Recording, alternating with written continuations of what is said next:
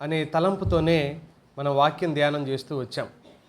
అయితే దాని మీదే ఆ తలంపు మనసులో ఉంచుకునే ఫిలిప్పీ పత్రికలో నుంచి 3వ అధ్యాయం 13, 14 వచనాల్లో ఉన్న భాగాన్ని గడిచిన రాత్రి మనం చాలా విస్తారంగా దాని విషయమై మాట్లాడుకోవటం జరిగింది.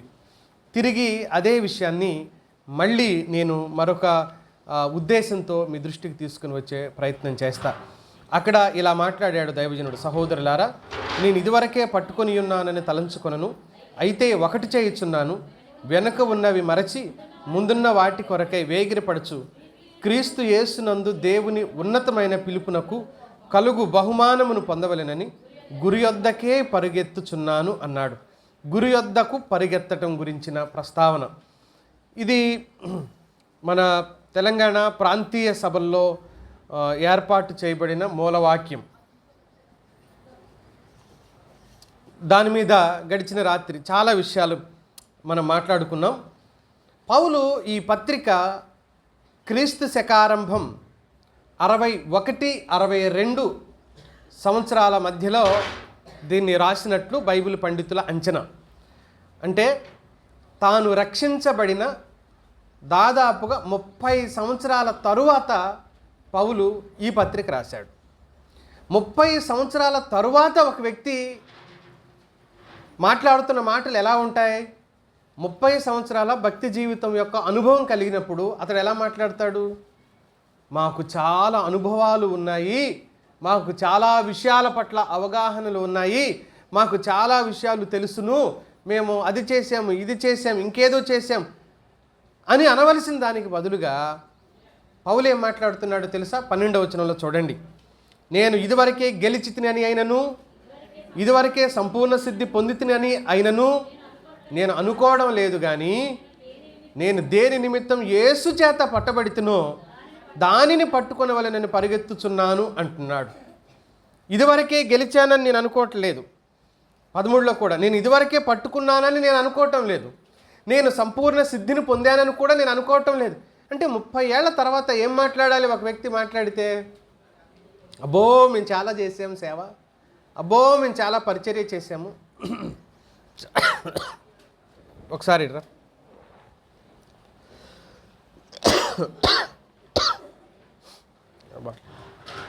మాకు చాలా విషయాల పట్ల అవగాహన ఉంది,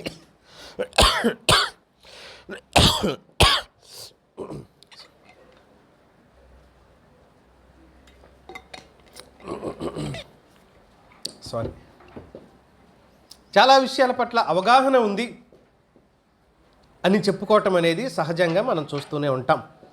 కానీ ఈయనంటున్నాడు, తాను ఎక్కవలసిన ఆత్మీయ శిఖరం నేను ఇంకా ఎక్కలేదు, ఎక్కాలి.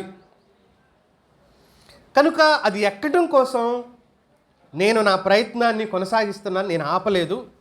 10-11లో ఆయన మాట్లాడిన మరో మాట చూడండి. ఏ విధము చేతనైనను మృతులలో నుండి నాకు పునరుద్ధానము కలగవలెనని ఆయన మరణ విషయంలోనూ సమానానుభవం గలవాడనై ఆయన పునరుద్ధాన బలమును ఎరుగు నిమిత్తమును, ఆయన శ్రమలలో పాలివాడనగుట ఎట్టిదో ఎరుగు నిమిత్తమును సమస్తమును నష్టపరుచుకొని పెంటతో సమానంగా ఎంచుకుంటున్నాను. నేను ఇంకా తెలుసుకుంటున్నాను.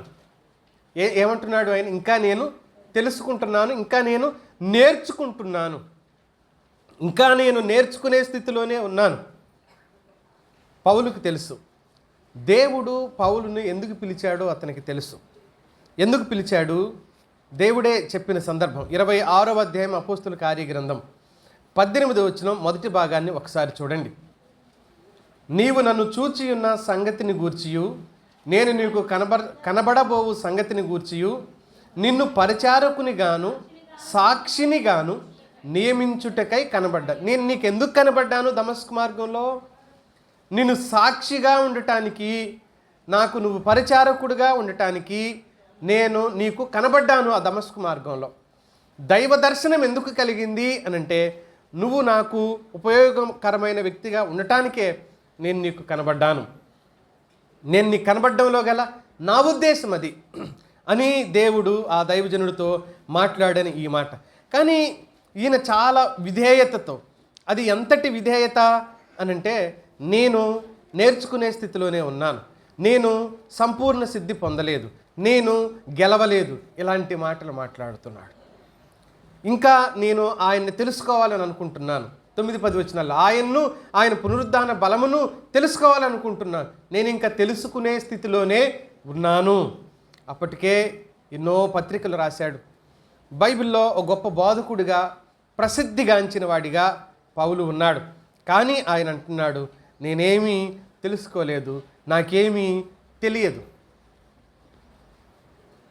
కొంచెం తెలిస్తే దైవిక విషయాల పట్ల కొంత అవగాహన ఉంటే మనం ఎలా మాట్లాడుతుంటాం? మన మాటలు వేరే ఉంటాయి కదా. అప్పుడు ఆ సమయంలో దైవిక విషయాల పట్ల కొంత అవగాహన, దేవుని వాక్యం పట్ల కొంత అవగాహన కలిగిన వ్యక్తులు మాట్లాడే మాటలు ఎంత వ్యత్యాసంగా కనబడుతుంటాయో మిత్రులారా, ఎంత వ్యత్యాసాన్ని చూపిస్తూ ఉంటాయో. నేను త్వరగా, చాలా తక్కువ సమయమే ఉంది మనకు, అది కరెక్టేనా టైము? 3 ఆలోచనలు మీ దృష్టికి తీసుకొని వస్తా ఈరోజు. 1, ఎదగాలనుకున్న వాడికి, గెలవాలనుకున్న వాడికి, సాధించాలనుకున్న వాడికి వినయము అవసరం. 2, వెనుకున్నవి మరవటం అవసరం. బహుమానంపై గురి పెట్టుకోవడం అవసరం. ఈ 3 అవసరాల గురించి మీ దృష్టికి తీసుకొచ్చే ప్రయత్నం చేస్తాం. ఫిలిప్పీ పత్రికలో పౌలు వినయం అవసరం అని ఎందుకు చెబుతుంది దేవుని వాక్యం మనకు? పౌలు ప్రస్తావన చేసినప్పుడు ఎందుకు మనం మాట్లాడుకుంటున్నాం? ఆయనే తాను వినయంగా ఉండవలసిన అవసరత ఉంది అని చెప్పుకున్నాడు. తాను గర్వపడవలసినవి చాలా ఉన్నాయి. 4వ వచనం చూడండి, 3వ అధ్యాయం. కావలియునంటే నేను శరీరమును ఆస్పదము చేసుకొని వచ్చును. అంటే శరీరాన్ని ఆధారం చేసుకొని ఎక్కువగా మాట్లాడగలిగిన వాడు ఎవడైనా ఉంటే వాడిలో మొదటి వాడిని నేనే. శరీరానుసారమైన విషయాల పట్ల ఉప్పొంగగలిగిన వాళ్ళు ఎవరైనా ఉంటే అది నేనే. పౌలు ఈ మాట ఎందుకన్నాడంటే 8 ఆధిక్యతలు పౌలుకు ఉన్నాయి. 8 ఆధిక్యతలు పౌలు ఉన్నాయి. దేనికి సంబంధించిన 8 ఆధిక్యతలు? శరీర సంబంధమైన ఆధిక్యతలు 8 ఉన్నాయి. అవి 5వ వచనం నుంచి 7వ వచనం వరకు, లేకపోతే 5-6 వచనాల్లో ఈ ఆధిక్యతలు ఉన్నాయి. నేను టూకీగా చెప్పేసి ముందుకెళ్ళిపోతాను. నిన్న కూడా జ్ఞాపకం చేశాను, మీరు లేరు కాబట్టి ఆ విషయాలు. మొదటిది, 8వ రోజు సున్నతి పొందాడు పౌలు. ప్రతి యూదుడు, స్వచ్ఛమైన యూదుడు, యేసుక్రీస్తు ప్రభుతో సహా ప్రతి యూదుడు 8వ రోజు ఏమవుతారు? సున్నతి పొందుతారు. తర్వాత వీళ్ళ తల్లిదండ్రులు కూడా ఎవరు? స్వచ్ఛమైన యూదులు. 3వది, ఈయన ఎవరు? బెన్యామీను గోత్రికుడు. ఈయన ఎవరు? స్వచ్ఛమైన హెబ్రీయుడు. ఈయన ఎవరు? ధర్మశాస్త్రాన్ని అక్షరాలా పాటించే ఎవరు? పరిసయ్యుడు. ఇంకా ఆసక్తి విషయంలో సంఘాన్ని హింసించేవాడు. 8వది, ధర్మశాస్త్రంలో ఆజ్ఞలను ఏం చేశాడు? శిరసా వహించాడు, అన్నింటినీ పాటించాడు. కనుక ధర్మశాస్త్రం కూడా నువ్వు పలానా విషయంలో నేరస్తుడవు అని అతని వైపు వేలెత్తి చూపించని విధంగా అతడు ఈ భూమి మీద బ్రతికాడు. అయితే ఇలా బ్రతికినా సరే ఆయన ఏమంటున్నాడు? 7-8 వచనాల్లో, అయినను ఏవేవి నాకు లాభకరములై ఉండినో, ఏవి? ఈ 8 విషయాలు చెప్పాడు కాదు, భౌతిక శరీర సంబంధమైనవి.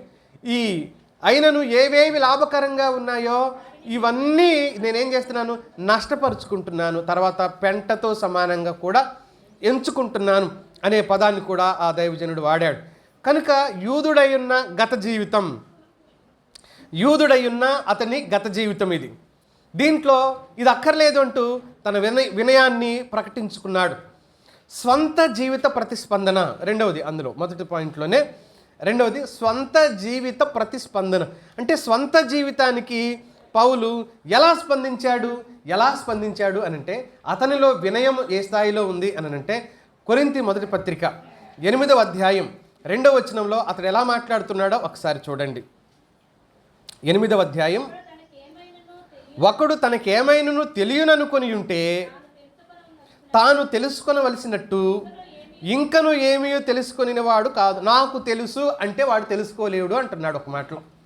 నాకు తెలుసు అని ఎవడైనా అనుకుంటే నిజంగా అతడు తెలుసుకోవలసిన విషయాలు ఏవైతే ఉన్నాయో ఆ విషయాలను ఆ వ్యక్తి తెలుసుకోలేకపోతాడు.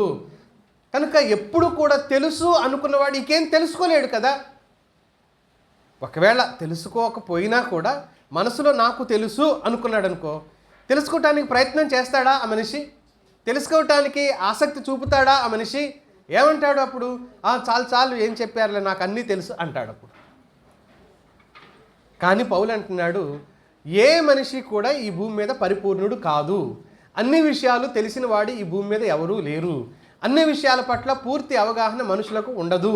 కాబట్టి జీవితాంతం వరకు, జీవితకాలం వరకు మనం లెర్నర్స్, నేర్చుకోవలసిన వారమే అని చెప్పాడు.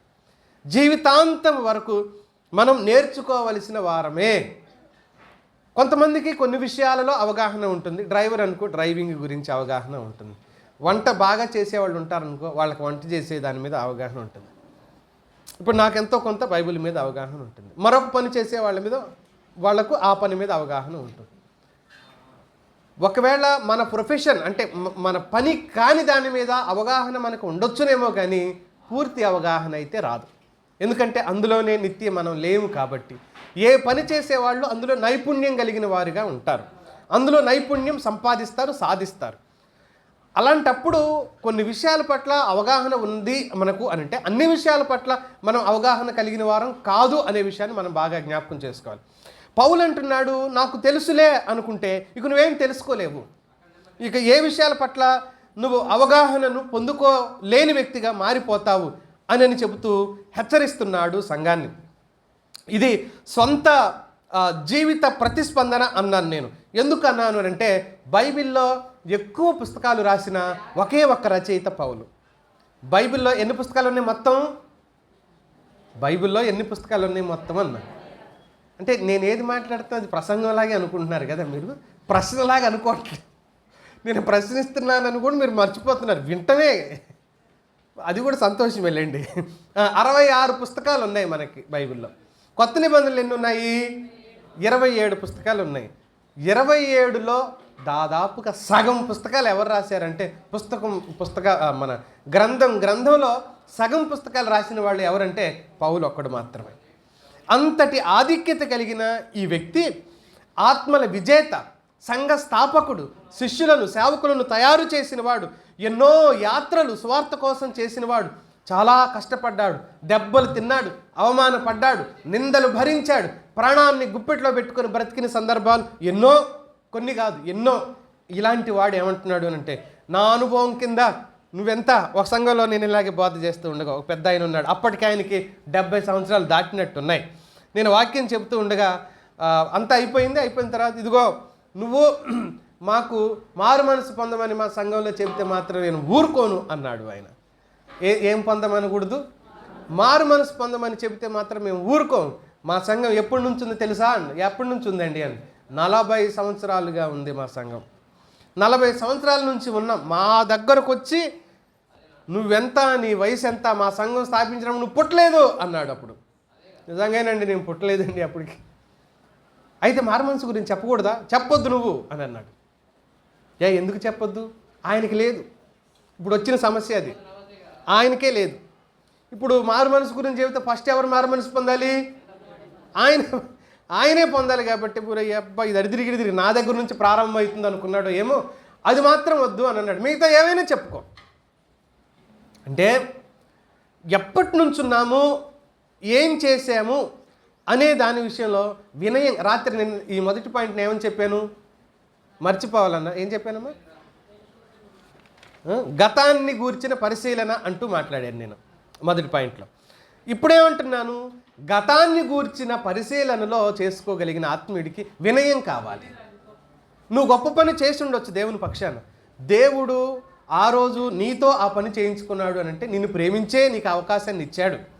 ఏ పని మనకిచ్చినా ప్రేమించే ఇచ్చాడు. దానికి మనం గర్వపడవలసింది. కృపతో ఇచ్చాడు. అంటే భూమి మీద ఎవ్వరు లేరు మనుషులు, నువ్వు ఒక్కడవే ఉన్నావు ఆ రోజు. ఏదన్నా ఓ 10 సంవత్సరాల క్రితం, 20 సంవత్సరాల క్రితం, 30 సంవత్సరాల క్రితం దేవుని పక్షాన మనం ఒక పని చేసాం. ఒకటి కాదు 10 పనులు చేసాం. నువ్వు ఒక్కడవే ఉన్నావు ఆ రోజు. భూమి మీదకి మనుషులే లేరా? మరి నీకే ఎందుకు ఇచ్చాడు అవకాశం? నిన్ను ప్రేమించే ఇచ్చాడు. అందులో నో డౌట్ పడాల్సిందేం లేదు. నన్ను ప్రేమించిన నా ప్రభుకి నేను కృతజ్ఞుడిని అవ్వాలి. నాకు ఇచ్చాడు అని అంటే అది గర్వం. అందుకే ఆత్మీయుడికి ఏం కావాలి? ఎదగాలి అనుకున్న ఆత్మీయుడికి దేవునిలో స్థిరంగా నిలబడాలనుకున్న ఆత్మీయుడికి వినయము అవసరం. వినయము లేనివాడు ఎదగలేడు, విధేయత చూపించలేనివాడు ఎదగలేడు. పౌలు అన్నాడు గలతీ పత్రికలో 6వ అధ్యాయం 3వ వచనంలో ఇలా చెప్పాడు. 6వ అధ్యాయం 3వ వచనం, ఎవడైనను ఒట్టివాడయుండి, అతడు ఎవడంట, ఒట్టివాడయుండి తాను ఎన్నికైన వాడనని ఎంచుకొని ఎడల తన్ను తానే మోసపరుచుకొనును.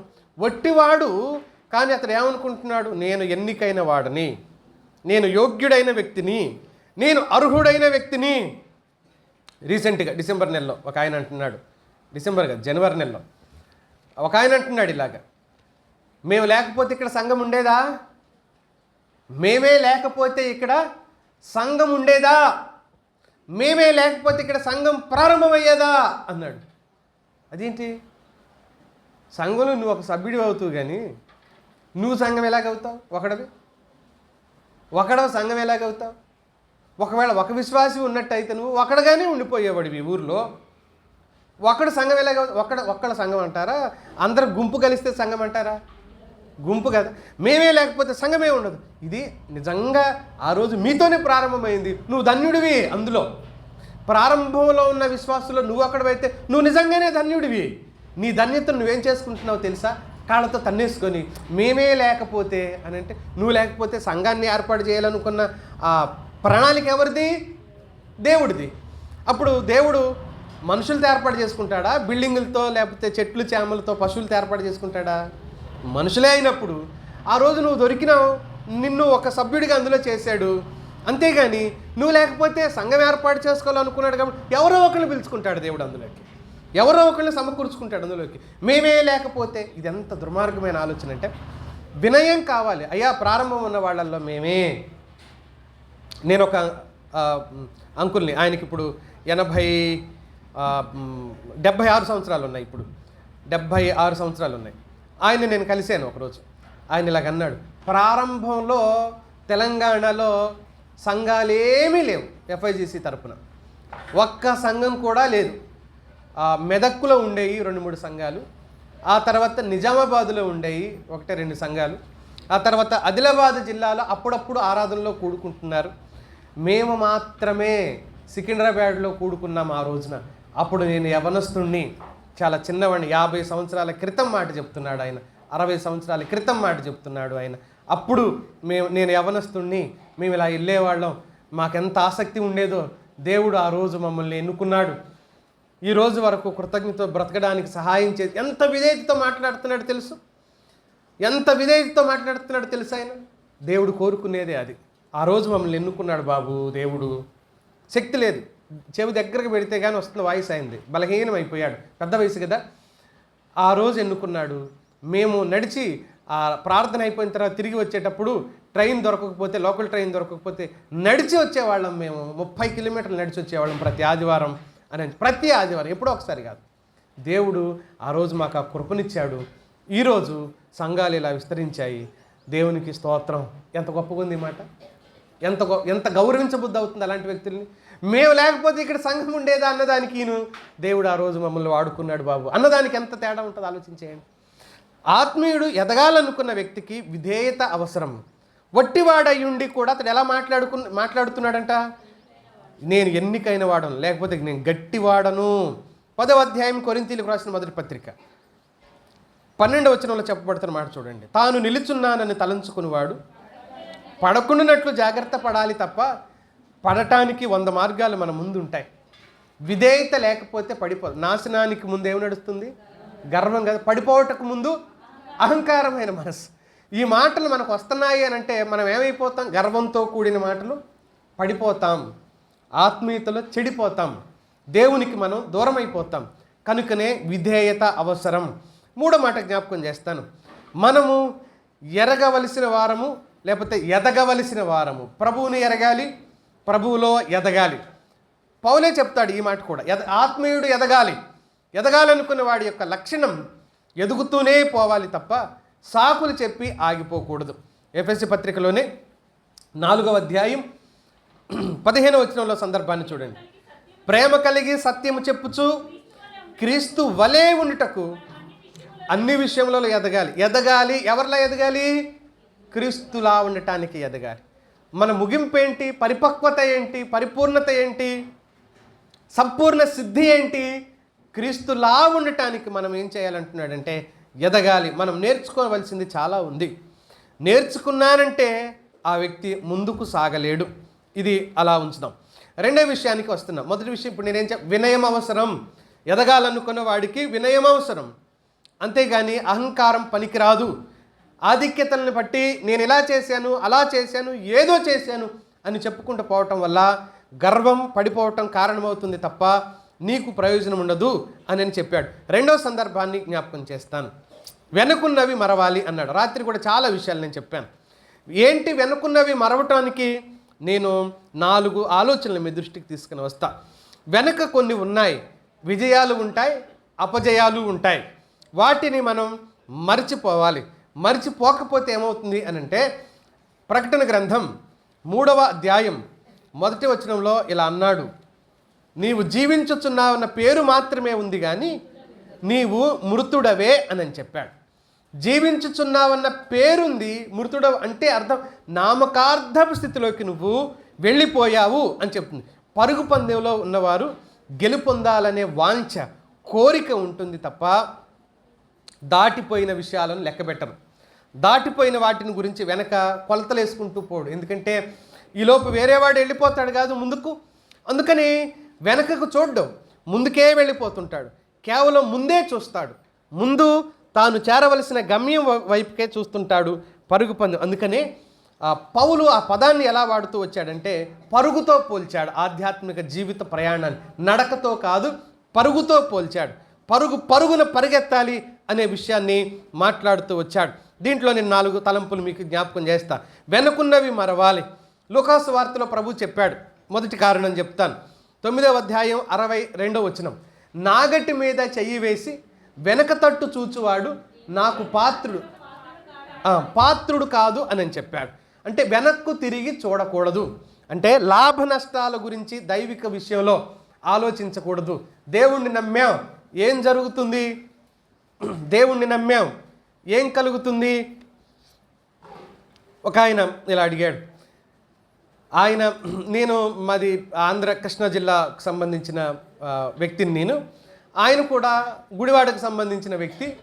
మేమిద్దరం లక్షలపేటలో కలుసుకున్నామంటే ఆయన ఒక బిజినెస్ మ్యాన్ అక్కడ. అందులో ఏదో మాట భాష మనకు తెలిసిపోద్ది కదా, మనోడు ఎక్కడున్నా. మనం ఎంత మార్చుకోవాలనుకున్నా మన ఒరిజినల్ లాంగ్వేజ్ వచ్చేసింది కదా, యాస ప్రాస వచ్చేసింది బయటికి. వెంటనే ఆయన ఏమన్నాడు అని అంటే, మీరు పలానా పరిచయం అయిపోయింది, మేమిద్దరం కొంచెం ఎక్కడైనా కనపడ్డ హాయ్ అనుకునే స్నేహితుల్లాగా మారిపోయాం. ఓ రోజు ఇలా అడిగాడు నన్ను, ఏమాత్రం సంపాదించావేంటి అన్నాడు. ఏమాత్రం సంపాదించావేంటి అన్నాడు. ఏం చెప్పాలి అర్థం కావట్లేదు. అబద్ధం చెప్తామా, నిజం చెప్తామా? నిజం చెబితే మన దగ్గర ఏదీ లేదని చీపుగా చూస్తాడేమో ఈయన. లేదు, ఏదో సంపాదించానని అబద్ధం చెప్తేనేమో దేవుడు చూస్తున్నాడు. ఇక్కడ ఏం చేయాలి? నేను కొంచెం మౌనంగా ఉన్నా. నవ్వి ముక్తసరిగా జవాబిచ్చినట్టుగా ఊరుకున్నాను. ఆయన వదిలిపెట్టట్లేదు. పలానా ఆయన కారు కొన్నాడు, పలానా నేను కలిసి ప్లాటు కొన్నాము, పలానా పాస్టర్ గారు రియల్ ఎస్టేట్ చేస్తున్నాడు, పలానా ఆయన ఇది చేశాడు అది చేశాడు, ఓ చెప్తా ఉన్నాడు ఆయన. మరి నువ్వేంటి? నేను కూడా సంపాదించాను అన్నాను. నేను కూడా సంపాదించాను. ఎక్కడ కొన్నావు అన్నాడు. ఏమడుగుతున్నాడో తెలియదు. బంగారం అడుగుతున్నాడో భూమి అడుగుతున్నాడో. ఎక్కడ కొన్నావు అన్నాడు. ఎక్కడో కొన్నాలే అని అన్నాను నేను. కాదు, ఎక్కడ కొన్నావు చెప్పు. నేను అక్కడ పలానా ఆ రూట్లో కొన్నాను అంటే ప్లాట్ గురించి మాట్లాడుతున్నాడు ఆయన. నేను చాలా దూరంలో కొన్నాను అని పైకి చూపించి, చాలా దూరంలో కొన్నాను నేను, అది ఇక్కడాడో పైన ఎక్కడో ఉంది అంటే, ఆ పైన కొన్నావా? అవును, ఆ పైనే కొన్నా. అవును, నేను ఆ పైనే కొన్నాను అని అన్న తర్వాత, అటు రేట్లు తక్కువేనంటగా అంటే, వెరీ చీప్ సార్, కానీ ఎవరు కొనట్లేదు. ఆ పైన వెరీ చీప్, చాలా చీప్గా దొరుకుతున్నాయి ఆ ప్లాట్లు, కానీ ఎవ్వరు కొనట్లేదు వాటిని. అసలు ఎవరు పట్టించుకుంటేనే కదా. అవును సార్, నిజమే చెప్పారు నాకు కొంతమంది. అంటే ఎక్కడో మరి ఆ పైన ఉన్నాయంట ప్లాట్లు, మనకేం తెలుసు? మనం ఆ పై ప్లాట్ల గురించి ఆ రకంగా తప్పించుకోవాల్సి వచ్చింది ఆయన చేతిలో నుంచే. అంటే మనుషుల ఆలోచనలు ఏంటి అని అంటే, యేసుక్రీస్తుని నమ్ముకున్నారు అని అంటే ఏమాత్రం గిట్టుతుంది మీకు, ఏమాత్రం దొరుకుతుంది మీకు? ఈ భావన మనుషుల్లోనే కాదు, విశ్వాసులు అందరిలో ఉంది. ఏంటి? రోగమా? అయితే ఎక్కడికి వెళ్ళాలి అర్జెంటుగా? చర్చికి పోయి ఫస్ట్ ప్రార్థన చేయించుకొని రావాలి. అంటే యేసుక్రీస్తు ప్రభువుని ఇలా చూస్తున్నాం మనం. కానీ పౌలు అలా చూడలేదు. పౌలు ఎలా చూశాడు? నేను మొత్తం మర్చిపోతున్నాను, నాకు వచ్చే లాభం గురించి, నాకు వచ్చే మేలు గురించి అసలు నేను ఆలోచన చేయడమే నేను మానేశాను అని చెప్పాడు. నాగిటి మీద చేయబెట్టి ప్రభువారు చెప్పిన మాట ఇదంతా అక్షరార్థంగా అతని జీవితంలో నెరవేర్చబడినట్లుగా ఉంది. చూడండి మిత్రులారా, రెండవ సందర్భాన్ని నేను జ్ఞాపకం చేస్తాను. భవిష్యత్తు పైన దృష్టి పెట్టాడు తప్ప వెనక వైపుకి ఆయన దృష్టి పెట్టలేదు. భవిష్యత్తు పైన దృష్టి చూడండి. అతని పత్రికలోనే కొరింథీ మొదటి పత్రిక 9వ అధ్యాయం 26వ వచనంలో చెప్పాడు, కాబట్టి నేను గురి చూడని వాని వలె పరిగెత్తువాడను కాను అని అంటున్నాడు. ఎలా పరిగెడుతున్నాడంట? అంటే గురి లేకుండా ఎట్టు బడితట్టు పరిగెత్తేవాడిని కాను నేను. నా పరుగుకి, నా ప్రయాణానికి ఒక ప్రత్యేకత ఉంది. నేను చాలా గురి కలిగి పరిగెడుతున్నాను. నేను ఎటు పరిగెడుతున్నానో నాకు బాగా తెలుసు, నేను ఎలా పరిగెడుతున్నానో నాకు బాగా తెలుసు అంటున్నాడు. వెనుకున్నవి మరిచి ముందున్న వాటికంటే గురి కలిగి పరిగెత్తడం. గురి లేని ఆత్మీయ జీవితం, గురిలేని ఆత్మీయ పరుగు, గురిలేని ఆత్మీయ ప్రయాణం, పరుగు పతనానికి దారితీస్తాయి. జ్ఞాపకం చేస్తున్నారు. గురి లేకుండా ప్రయాణం, అడ్రస్ లేకుండా ప్రయాణం చేస్తే ఎప్పటికి చేరతాం? పోనీ ఎక్కడికి చేరతాం? అడ్రస్ చేతిలో లేకుండా ఇల్లు ఎలా వెతుకుతావు? చాలాసార్లు అడ్రస్ లేకుండా ప్రయాణం చేస్తున్నట్లుగా భక్తి జీవితాలు ఉంటాయి. అంటే వాళ్ళకు గురి లేదు. ఏం చేయాలనుకున్నావు ఈ భక్తి ప్రయాణంలో? నువ్వేం చేయాలనుకుంటున్నావు? నమ్మాం, అబద్ధాలు మానేసాం, విగ్రహారాధన మానేసాం, దొంగతనాలు మానేసాం, బూతులు మానేసాం, ఇవి మానేయటం ఇది ప్రాథమిక విషయం. ఇవి మానేయటం ప్రాథమిక విషయం. ఏమో చేయాలి అనేది ఏదైతే ఉందో అది చేయడం అనేది దైవిక నడిపింపుకు సంబంధించిన విషయం, దేవుని చిత్తాన్ని నెరవేర్చవలసిన విషయం అని నేను చెప్పాడు.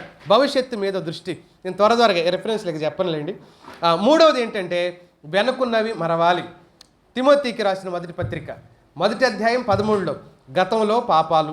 కొరింథీ 2వ పత్రిక 11వ అధ్యాయం 23 నుంచి 28 గతంలో ఎదుర్కొన్న హింసలు.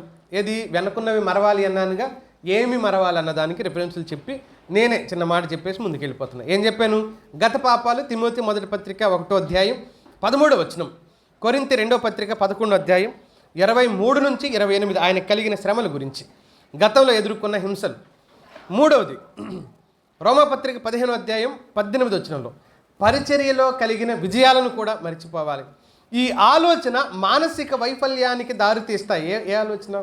వెనక వాటిని మనం బాధపడిన విషయాలు ఆలోచన చేసినా మానసిక వైకల్యం వచ్చేసింది. ఎంత బాధపడ్డానో మీకేం తెలుసు? నేను అలసిపోయాను, ఈ బ్రతుకు ప్రయాణంలో నేను అలసిపోయాను అని మరింతగా నిరుత్సాహపడే అవకాశం ఉంటుంది. కనుక వెనుకున్నవి మరవాలి. నాలుగవది తనను తాను మెచ్చుకోవటం మానేయాలి. మనిషి ఆత్మీయుడు తనను తాను మెచ్చుకోవడం మానేయాలి. నేను ఎంత మంచి పని చేశానో తెలుసా? తనను తాను మెచ్చుకోవడం అన్నమాట. దీన్నే ఆత్మస్తుతి అని అంటాం. ఆత్మస్తుతి చేసుకోవడం, నన్ను నేను మెచ్చుకోవటం, స్వజాలి చూపించడం. నేను ఎంతో గొప్ప పని చేశాను, అప్పుడు నేను ఎంతో మంచి పని చేశాను. నేను మళ్ళీ చెప్తున్నాను, నువ్వు చేసావంటే నువ్వు ధన్యుడివే, నీ ధన్యత నీకుంది. నువ్వు ధన్యురాలివే, నీ ధన్యత నీకుంది. మాటి మాటికి అది గర్వకారణంగా మారిపోతే ఆ ఫలాన్ని నువ్వు పోగొట్టుకుంటావు. బాగా జ్ఞాపకం చేసుకోవాలి. మాటి మాటికి దాని విషయమే గర్వపడితే ఆ ఫలాన్ని పోగొట్టుకుంటాం. మెచ్చుకోకూడదు. మెచ్చుకునే దాని గురించి దేవుని వాక్యం ఇలా చెప్తుంది. కొరింథీయులకు రాసిన 2వ పత్రిక 10వ అధ్యాయం 18వ వచనంలో ఒక మాట చూడండి ఒకసారి. ఎవరు మెచ్చుకోవాలి మనిషిని? ప్రభువు మెచ్చుకుని వాడే యోగ్యుడు, కానీ తనను తాను మెచ్చుకుని వాడు ఏం కాదు. మీరు చూసారా తనను తానే మెచ్చుకునే వాళ్ళని? ఉంటారు, చాలా చోట్ల ఉంటారు తనను తానే మెచ్చుకునేవాళ్ళు. తనను తానే. ఓ మీటింగ్లో పాట పాడాడు ఒక యవనస్తుడు. చాలా చక్కగా పాడావు బ్రదర్ అన్న. మరి పాడక అన్నాడు. బహుశా మీరు కూడా ఉండుంటారు ఆ సభలో ఆ సంవత్సరం. పాడక మరి ఎందుకు పాడం అని అన్నాడు. వీడేంటారు నా మీద పోట్లాడేలాగున్నాడు. నేనేదో కెలుక్కున్నట్టు కొత్త బట్ట తీసుకెళ్ళి రేగిగంప మీద ఆరేసాడంటే ఎవరు, అప్పుడే ఉతికి రేగిముళ్ళు ఇలా ఉండవు, ఇలా తిరిగి వస్తాయి మళ్ళీ. కొత్త బట్టలు తీసుకెళ్ళి రేగిగంప మీద ఆరేసుకుంటే ఏమవుద్ది? వదిలేసుకోవటం మంచిది, తీసి బాధపడటం కంటే. తీస్తే రాదిక అది.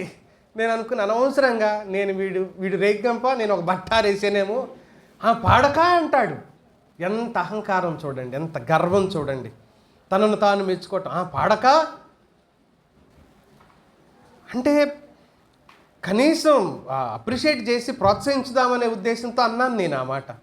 పాడక ఇలాంటి ఆలోచనలు చాలామంది కలిగి ఉంటారు, తనను తాను మెచ్చుకోవటం. కానీ మనల్ని ప్రభువే మెచ్చుకోవాలి మిత్రులారా.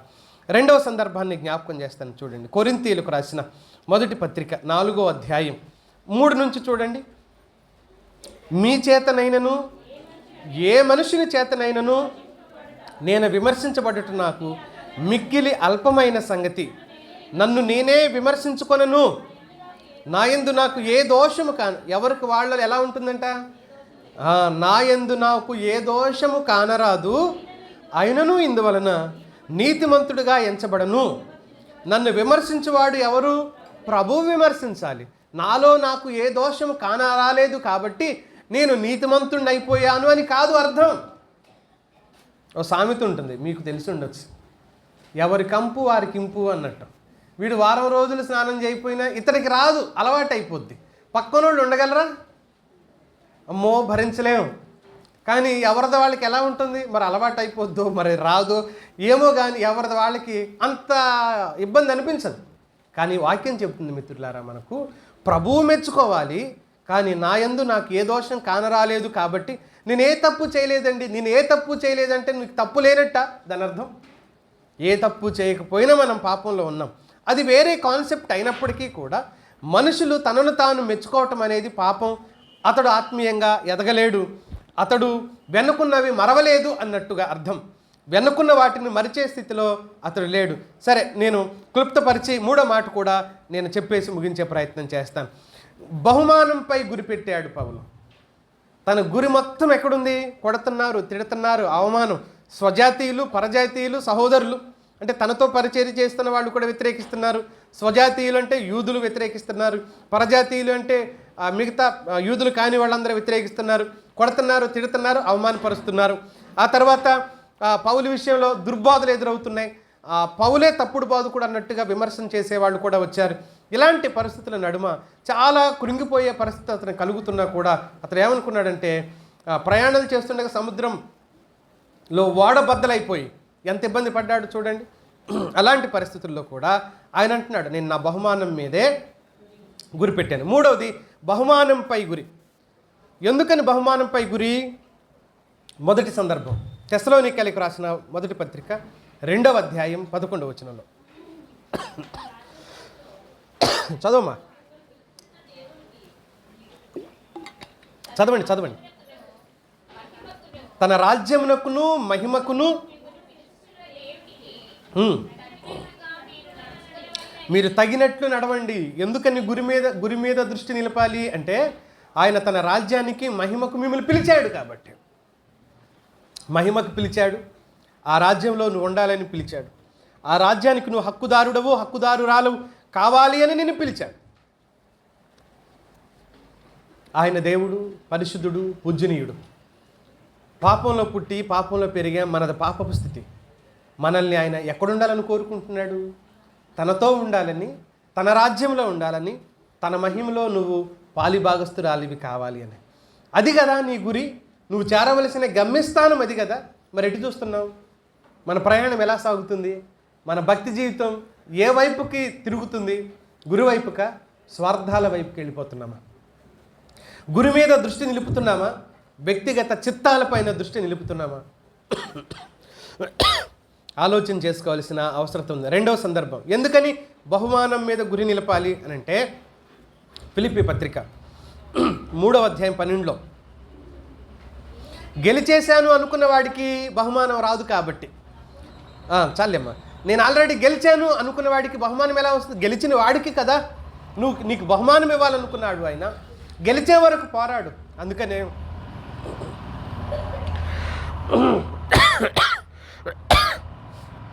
గురి మీద నువ్వు దృష్టి నిలపాలి. బహుమానం పై గురి దలిచిన వాడు అతడి ప్రయాణం ఎలా ఉంటుందో తెలుసా? కొరింథీయులకు రాస్తూ ఇలా చెప్పాడు. మొదటి పత్రిక 9వ అధ్యాయంలో చెప్పాడు. బహుమానం మీద గురి నిలిపిన వాడి ప్రయాణం ఎలా ఉంటుంది? 24వ వచనం చూడండి. పందెపు రంగమందు పరిగెత్తు వారందరూ పరిగెత్తుదురు కానీ ఒక్కడే బహుమానం పొందునని మీకు తెలియదా? అటువలే మీరు బహుమానం పొందినట్లుగా పరిగెత్తండి. పౌలు పరిగెత్తుతున్నానని చెప్పాడు. ఎందుకోసం? బహుమానం పొందాలి అనే. 100 మంది రన్నింగ్ రేస్లో ఉంటే వాళ్ళందరిలో వాస్తవంగా ఫస్ట్ సెకండ్లు వస్తారేమో, కానీ అందరూ ఏ ఉద్దేశంతో ప్రయాణం అవుతారు? అక్కడ వాడికి వచ్చింది ఫస్ట్ అని బయలుదేరతారా? అందరూ ఏమనుకుంటారు? వాడికి ఫస్ట్ వీడికి సెకండ్, మనం ఒట్టిగా అని పరిగెడతాడు ఎవడన్నా. పిల్లలు అవుతున్నారు కానీ వాస్తవంగా వాళ్ళు ఎందుకని బయలుదేరతారు? నాకే రావాలి ఫస్ట్ ప్రైజ్, అంతేనా? ఎవరైనా అందుకే కదా అందులో పార్టిసిపేట్ చేసేది. నాకే రావాలి, వీడికి ఫస్ట్ వాడికి సెకండ్ అనుకున్నప్పుడు నువ్వేందుకు అందులో ఉండేది? ఇంకా వాళ్ళకి అడ్డం కాకపోతే నీ పని వేస్ట్, నీ టైం వేస్ట్, నీ పరువు తక్కువ పని కాకపోతే ఇంకెందుకు అందులో పార్టిసిపేట్ చేయటం? నాకు రావాలి ఫస్ట్ అనుకోవాలి. ప్రతి ఆత్మీయుడు పౌలు అన్నాడు చూడు, నాకు నీతి కిరీటం ఉంచబడింది అన్నట్టుగా నా కోసం ఉంది అనే గ్రహింపు, స్థిరత్వం మనం కలిగి ఉండి ముందుకు కొనసాగటం. 25వ వచనంలో చెప్పాడు, ప్రతివాడు అన్ని విషయములలో మితముగా ఉండును. మితము అని అంటే ఏంటి? ఇక్కడ వాడింది ఏంటంటే అతనికి ఇన్స్ట్రక్షన్స్ కొన్ని ఉంటాయి, రూల్స్ అనుకోండి. పందెపు రంగులో పరిగెత్తే వాళ్ళకి ఏముంటాయి? రూల్స్ ఉంటాయి కదా. రూల్స్ లేకుండా, పద్ధతి లేకుండా అడ్డదిడ్డంగా పరిగెత్తేవాడిని పక్కకు లాగేస్తారు ఫస్ట్. వీడు అందరికీ అడ్డం కాదు, అందుకని రూల్స్ ఉంటాయి.